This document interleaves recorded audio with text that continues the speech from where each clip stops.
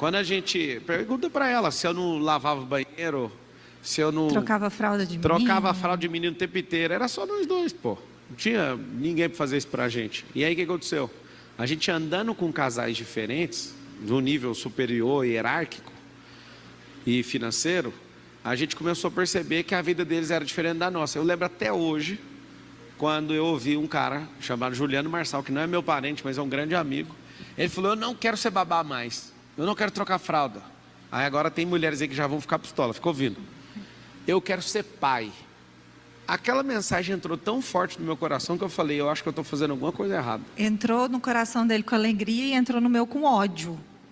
Porque eu falei assim: eu não acredito que essa doutrina que eu perdi uma babá vai ser implementada na minha casa. Aí o que acontece? No seu estado que você está agora, você não vai concordar com o que as pessoas estão falando, no que está no nível de cima. Mas aquela mensagem entrou, eu falei: eu vou lascar o bambu, eu vou trabalhar para nunca mais eu ser babá. E aí, eu não quis colocar isso nas costas dela. Eu falei: a gente vai colocar uma babá para resolver isso aqui. E, às vezes você pode achar um absurdo, tá tudo bem. Mas a gente chegou a ter esse nível de vida que a gente tem, com 11 colaboradores, fazendo as coisas da nossa casa. Porque eu decidi, junto com a Carol, de ter um hotel 8 estrelas em casa. A gente já foi no hotel mais caro do mundo, em Abu Dhabi. Aqueles hotéis de Dubai também, já fiquei em alguns lá. Mas uma coisa eu percebi. Quando a gente determinou que a nossa casa ia ser o lugar mais luxuoso da terra, nem o hotel de Abu Dhabi ganha da nossa casa, né? Não tem lugar no mundo que a gente foi, nem com diária de 55 mil reais, que chega perto da nossa casa. A gente priorizou a casa. Então eu queria dar alguns comandos para vocês. Primeiro, busque ser uma pessoa plena. Dá um jeito de andar com casais que estão um nível acima de vocês. Homens, nós somos muito ignorantes. A gente não gosta de ouvir que a nossa esposa está falando que alguém é melhor que a gente. Essa aqui falava: eu queria sumir. A gente começou a andar com gente rica, a Carol é testemunha, e eu queria ir embora de perto desse povo. Eu achava eles muito nojentos. Eu não suportava história de bolsa, de Disney. A gente nunca tinha ido nos Estados Unidos, e a gente ia nas reuniões da igreja, o povo ficava falando: porque toda reunião era uma encheção de saco, um negócio de dinheiro, e pobre não suporta essa conversa. Aí eu lembro de descer um dia e falar: eu não venho mais nessa reunião. Eu ia lá com uma paz, a gente na nossa Space Fox preta, lembra? Essa pobreza vai sair de dentro de você, em nome de Jesus. E é uma declaração que eu não via de provocação, não via de alguém soberbo. A Carol vinha, comparada a mim, ela veio de uma família que era batalhadora, mas já era multimilionária, né? Ela não gosta que fala, porque fica parecendo que ela é filha de rico. Mas, comparada a mim, eu era pobre. E eu nunca suportei esse povo rico, velho. Então, como você não suporta, não tem como você prosperar. Ainda bem que essa senhora entrou no meio do caminho. Engraçado é que essa senhora, que não é gastadeira, nunca foi. Uma pessoa que tem que ficar ligando para ela e falando: pelo amor de Deus, compra. Ela não é a pessoa que está importando. Fica imaginando, se tivesse casado com a pessoa errada, eu já era pobre já.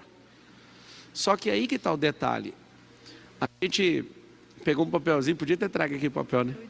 A gente fez um feedback um para o outro em 2007, e ela achou isso lá em casa. Eu coloquei tudo que eu achava maravilhoso nela e os defeitos. Eu fiquei emocionado que os defeitos mexeu comigo, era muito defeito. Eu nunca imaginei que era aquele tanto de defeito, Carol. Mas as qualidades eram mais. Não, as qualidades maravilhosas, mas eu não imaginava que você com 16 anos... Maturidade, né? Tinha aquele tanto de defeito. Nossa, na minha cabeça não entra. Eu fiquei lendo o papel, falei: vou ver esse trem depois. Eu acho que eu estava doido. É o tal da paixão, né? Você casa com os defeitos da pessoa sem ver. Mas a gente fez isso e a gente foi melhorando nosso relacionamento. Então, a terceira coisa é você relacionar tudo que você vê de bom na pessoa e tudo que você vê de ruim. Isso tem que ser tratado. E a gente, em 2007, eu lembro até hoje, a gente sentou assim, ó, no chão. Fiquei quietinha, filho. A gente sentou assim e eu li, ela leu, ela escreveu e eu escrevi. E eu lembro até hoje da gente sentado no chão, falando disso. 2007, nós estamos falando de 19 anos atrás. É isso? É. A gente tratando isso e sempre fazendo, né? Andar com casais que estão no nível acima vai obrigar vocês. Ontem eu estava na minha sala. A gente tem um prédio de 19 pavimentos ali, onde fica só as nossas empresas, né? Esse prédio aqui é só de evento, tem nosso outro prédio onde ficam outras empresas principais e o outro prédio onde ficam os nossos sócios. E no nosso andar, que é o último, a Carol tem um lado lá, tipo, uns 300 metros quadrados, é a sala dela, e o meu, uns 350 metros. E aí ontem, Carol, eu estou sentado lá sozinho, fiquei olhando e pensei, que bosta, para que eu fiz uma sala desse tamanho? Aí eu quase te liguei para falar disso.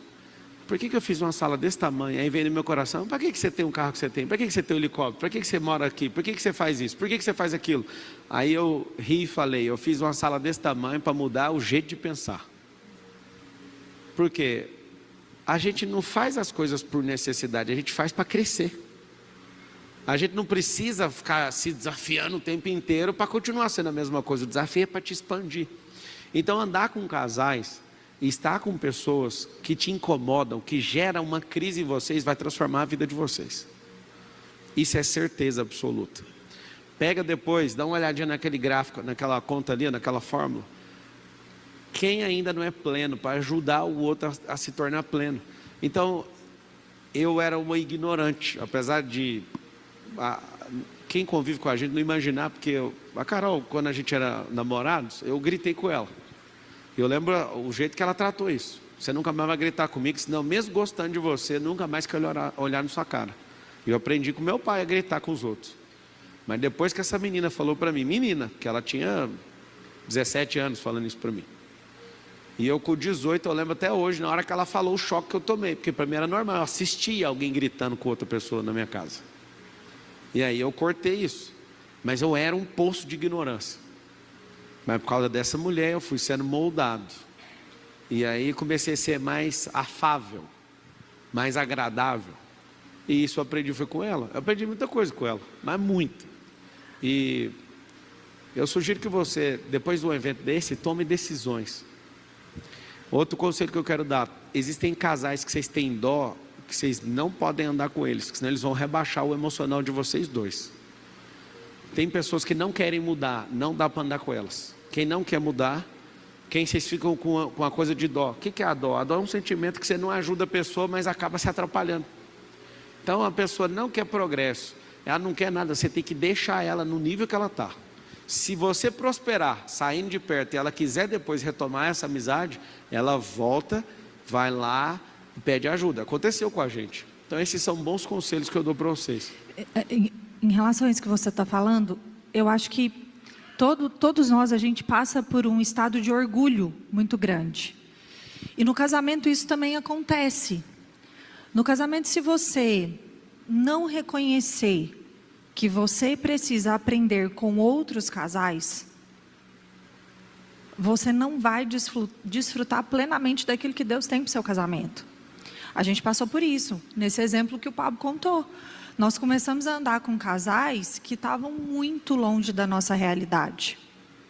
A prosperidade, a mentalidade era muito diferente daquilo que a gente vivia. A mentalidade sempre é maior que a prosperidade. Todo mundo repete comigo, fala assim: a mentalidade é obrigatoriamente maior que a prosperidade. Então é aí que está o detalhe. Essas pessoas aceitavam a gente andar perto delas porque a gente queria crescer. Por isso que eu falei, quem não quer crescer, não dá para você gastar muito tempo com essas pessoas. Vai lá, ajuda, não estou falando para abandonar não, tem que dar uma cesta básica, dá, mas não adianta você gastar tempo útil da sua casa com gente que não quer crescer. Você vai rebaixar, você tem que sentir crise o tempo inteiro. Mesmo hoje eu fico tomando atitudes para sentir crise. Até o lugar de colocar um dos nossos aviões, eu coloco o avião no lugar mais caro do que precisa só para sentir crise. Para olhar o avião do cara mais rico que o meu e falar: que bosta, meu avião é o cachorro do outro avião, não é possível. Andar no desconforto, né? Porque andar com essas pessoas era desconfortável. Era muito mais confortável andar com as pessoas que a gente estava acostumado a andar. Que a gente podia ficar à vontade, relaxada perto delas. Com essas pessoas não. A gente ficava em alerta o tempo todo. Peraí, que conversa que está tendo aqui? Como que comporta nesse ambiente? Que tipo de conversa é essa? E por que eu falei do estado de orgulho? Porque o Pablo, ele relutou para andar com essas pessoas. Ele foi porque eu me posicionei. Ele passou muito tempo sem querer. A gente indo à igreja, é uma igreja em células, ia aos cultos, mas ele não queria de jeito nenhum participar das células. O que é a célula? É um grupo pequeno, é intimidade. Não, eu cheguei num patamar que eu não confiava em ninguém mais, Todo mundo era hipócrita, tinha se decepcionado. Todo mundo capeta. E aí, eu estava feliz com isso, inclusive. Eu ia só na igreja assistir o culto assim, tá errado isso aí. E mesmo assim eu falei, mas o capeta não me tira daqui não, eu vou ficar pelo menos na igreja. Só que falasse de gente, para cuidar de gente, para mim todo mundo é hipócrita, aquela merda, né? Conheço essa senhora, ela vai lá me encher no saco. Vamos para a reunião. Reunião de quê? Dos hipócritas? Você pensa um cara amargurado, chateado, decepcionado, pobre, com certeza que não ia dar nada certo. Ela vai e me enfia nessas reuniões. Quem que tinha nas reuniões? Eu achei os caras que não era hipócrita, que era rico, que amava a Deus. Loucura. Esses movimentos meus de acordar de madrugada, eu não aprendi de coach, eu aprendi foi na igreja. Então eu louvo a Deus por ter pessoas que deixaram a gente entrar na casa deles. Eu sempre sou tomado por gratidão por ter sentado em mesas e acessado casas. Ontem eu tive uma reunião bem importante para ir no Palácio Tangará. Um negócio muito top que alguém da política me chamou para estar lá. Mas na hora que eu lembrei que a gente tinha uma reunião de célula do nosso condomínio, só com famílias que moram no nosso condomínio. Eu tinha deixado o helicóptero no ponto para ir. Eu falei, vou lá rapidão, mas não sei o quê. E meu coração, não vai nesse tipo de coisa não. Vai naquilo que você consegue abençoar as pessoas. Lá você vai ficar querendo lutar com gente que nem quer te ouvir. Entra na casa de alguém que você nunca entrou. Fala uma palavra que você nunca falou, que lá tá com o coração, todo mundo está com o coração aberto. Aí eu só mandei recolher o helicóptero, porque o helicóptero quando você quer sair, você pede para ele ficar do lado de fora, arrumadinho, prontinho para decolar. Guarda esse helicóptero aí, eu vou naquilo que eu sempre odiei. Ou seja, se não fosse a Carol, e aí mulheres, eu queria passar um comando para vocês. Não tenta regular seu marido. Vocês vão sair daqui e vai ficar assim, o papo falou, a fogaça falou. Seu marido vai fazer de pirraça o contrário. Você tem sabedoria para pegar nos cocos dele, apertar e girar. Eu sei que resolve os negócios. Você não precisa ficar fazendo de outro jeito. Eu não entendo. Por acaso você não sabe que anjos caíram porque mulheres derrubaram anjos? Lá em Gênesis 6:3 diz que anjos desceram à terra e pela formosura das mulheres entraram nelas e tiveram os homens poderosos da antiguidade. O que significa isso? Mulher teve o poder de tirar nós do Éden, mulher derruba anjo, mulher tirou a força do cara mais forte de todos. Você acha que a culpa é nossa? Sim. Para te lembrar algo, se você é o ser mais importante que Deus criou, por que você ainda vive uma vida infeliz e ainda acha que vai mandar nesse homem? Você tem o poder de resolver de outro jeito. Só as mulheres, repitam assim comigo. Se mulher derruba anjo, coitado do meu marido. Ou seja, se a mulher entender o que Deus criou nela, coitado da gente. Vocês têm que entender isso, meninas. Então, use esse evento para ser um divisor de águas. Vá andar com famílias que estão aonde você quer viver. Tem gente que fala, nossa, a gente quer ir para um condomínio de luxo. A gente teve um momento de gratidão esse ano, entrando, o lugar que a gente tem em casa nos Estados Unidos é o lugar mais lindo que a gente já viu de condomínio até hoje. No nosso estilo mais rupestre, a gente gosta de um lá de Luzerne, na Suíça. Lembra que a gente falou que vai morar lá, colocar o sininho nas vaquinhas? Mas de condomínio de luxo, fechado, é o mais lindo. E eu fui nesse condomínio há 5 anos atrás, e eu não consegui imaginar um dia ter casa lá. A gente comprou a casa do Kaká, que é o último bola de ouro do Brasil, né? O Kaká da seleção.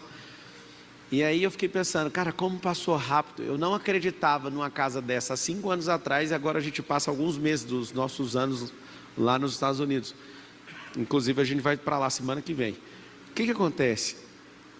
Não dá para acreditar no que vai acontecer na sua vida nos próximos 5 anos. Não dá. Não dá. Desde que você ouça os conselhos.